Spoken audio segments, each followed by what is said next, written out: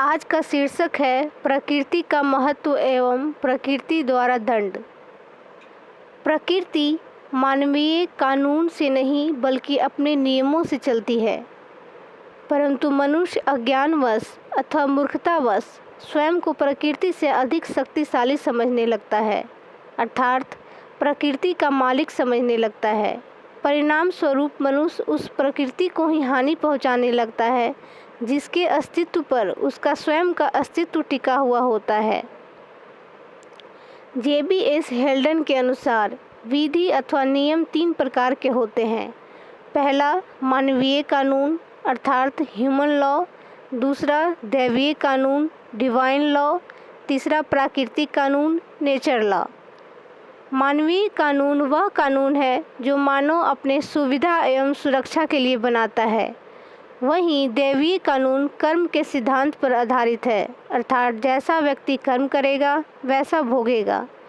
कुछ लोग दैवीय कानून पर विश्वास ना भी करें, परंतु प्राकृतिक कानून को जरूर मानेंगे क्योंकि यह सदृश है। मनुष्य के सामने ही प्रकृति अपने कानून का निर्वहन करती है। प्रकृति अपने पारिस्थितिकीय तंत्र एवं जैवमंडल के हिसाब से कार्य करती है। जब भी मानवीय कृत्य द्वारा पारिस्थितिकीय तंत्र अथवा जैवमंडल को हानि पहुंचाया जाता है, प्रकृति उसकी भरपाई के लिए मनुष्य को सजा देकर उसे ऐसा न करने की संदेश देती है। यह सजा ऐसी होती है जिसके समक्ष स्वयं को शक्तिशाली समझने वाले मनुष्य काफ़ी असहाय पड़ जाते हैं। पेड़ों का अत्यधिक मात्रा में कटना, जनसंख्या विस्फोट, प्रदूषण की अपनी सीमा लांघना, मानव की भौतिकता से अत्यधिक प्रेम ही प्रकृति को असंतुलित कर रही है। फलस्वरूप प्रकृति स्वयं में संतुलन रखने के लिए कई तरह की बीमारियां, बेमौसम वर्षा, बाढ़ सुखाड़, अत्यधिक गर्मी, अत्यधिक ठंड जैसे घटनाओं को खड़ा कर प्रकृति मनुष्य को सचेत करती है कि वह सात्विक जीवन जिए, ना कि तामसिक। हमारे बौद्ध एवं जैन धर्म में प्रत्येक जीव को समान माना गया है। सभी जीव को महत्व दिया गया है, अर्थात सभी जीव को जीने का अधिकार दिया गया है, चाहे वह मानव हो, पशु पक्षी हो, पेड़ पौधे हो या सूक्ष्मतम जीव ही क्यों न हो।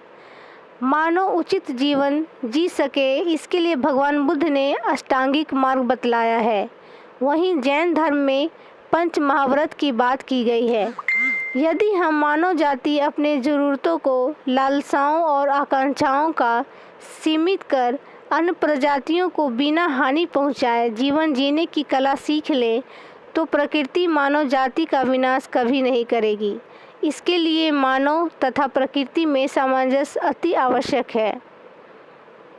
आगे मैंने एक इस पे कविता लिखा है जो इस प्रकार है। हे मानो तू मान ले ये प्रकृति तेरा पालनहार, हे मानो तू मान ले ये प्रकृति तेरा पालनहार। मत लांघ अपनी सीमा को, मूल समझ प्रकृति की, मत लांघ अपनी सीमा को, मूल समझ प्रकृति की, और दे महत्व अपने जीवन को, वरना प्रचंड विनाश ही होगा और तू देखता रह जाएगा, वरना प्रचंड विनाश ही होगा और तू देखता रह जाएगा। प्रकृति को चुनौती देकर तू स्वयं बर्बाद हो जाएगा, तू स्वयं बर्बाद हो जाएगा। धन्यवाद।